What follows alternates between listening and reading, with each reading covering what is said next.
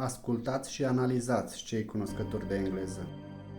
Bible tells us, our battle is not against flesh and blood, but against principalities, against powers, against the rulers of the darkness of this world, against spiritual wickedness in the heavenly places.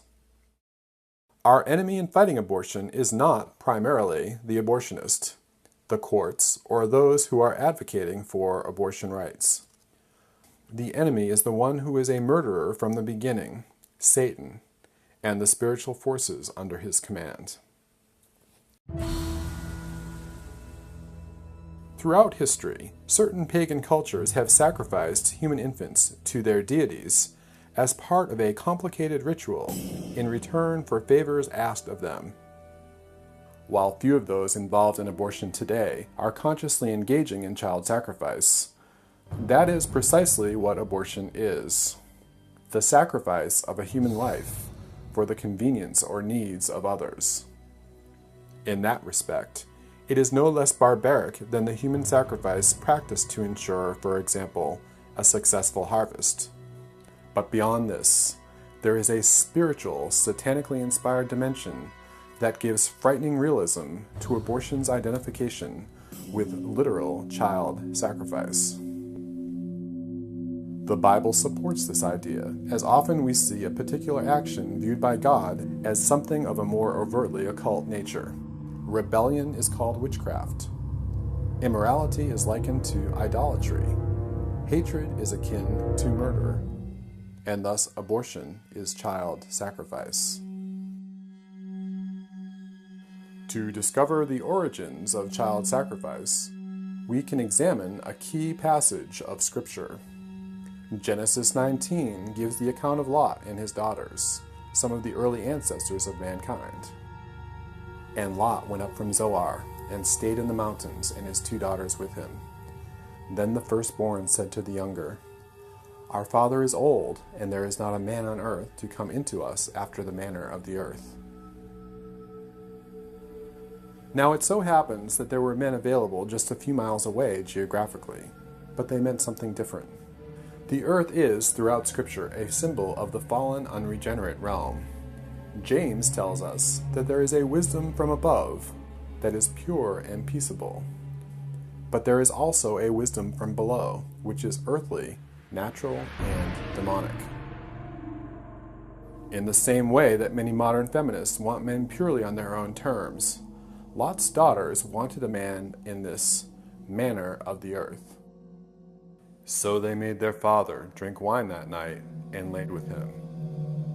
This was a gross act of rebellion against both their father and God.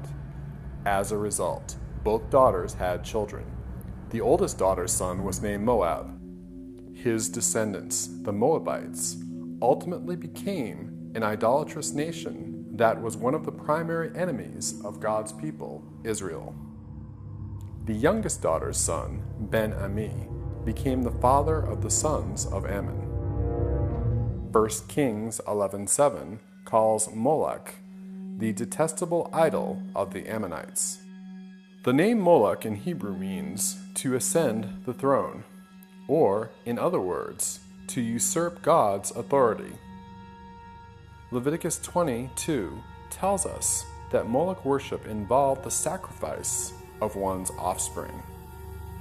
While the Ammonites primarily sacrificed postnatal children, it is no coincidence that it is the Ammonites that God condemns in the book of Amos for a particular form of bloodthirstiness.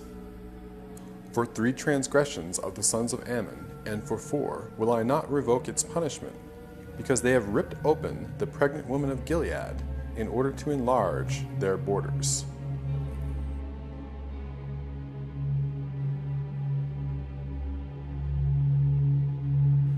To enlarge one's borders is a biblical metaphor applied not just to land, but to extend the boundaries of acceptable human conduct. How common this is still today, as we hear cries of, "It's my choice," and "Keep your religion out of my life." And they built the high places of Baal that are in the valley of Ben Hinnom to cause their sons and their daughters to pass through the fire to Moloch. They have built the high places of Baal to burn their sons as offering to Baal. Here the Bible implies what modern archaeologists and anthropologists have recently discovered, that Moloch and Baal represent the same pagan god. The wife of Baal is Asherah, and the wife of Moloch is Ashtaroth. Asherah and Ashtaroth represent the same fertility goddess. This demon was known to the Greeks as Aphrodite, to the Egyptians as Isis, and to the Phoenicians as Tanit.